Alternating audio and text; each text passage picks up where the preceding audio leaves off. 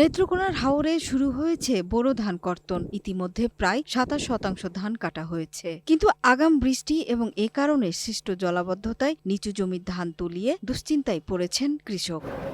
এবার ভালো ফলন হলেও জ্বালানি তেল, শ্রমিক সংকট এবং জলাবদ্ধতার কারণে লাভের মুখ দেখা কঠিন হয়ে পড়বে বলে জানান তারা।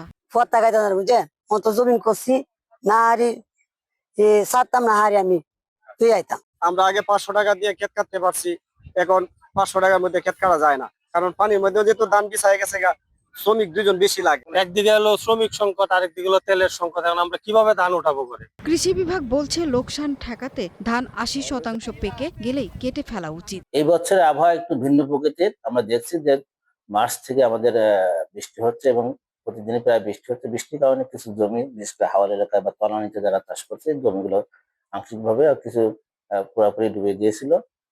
এই জমিটার যেটা 1072 হেক্টরের মধ্যে আমাদের কিছু জমি, 137 হেক্টর জমি আমাদের ক্ষতিগ্রস্ত, বাকি কিন্তু আমাদের ভালো আছে এবং কৃষকরা ধান কাটছে। এবছর নেত্রকোনায় ১,85,৫৪৭ হেক্টর জমিতে বোরো ধানের আবাদ হয়েছে। এর মধ্যে হাওর অঞ্চলে রয়েছে ৪১,০৬৫ হেক্টর। সুরাইয়া অনু, গ্রিন নিউজ ডেস্ক।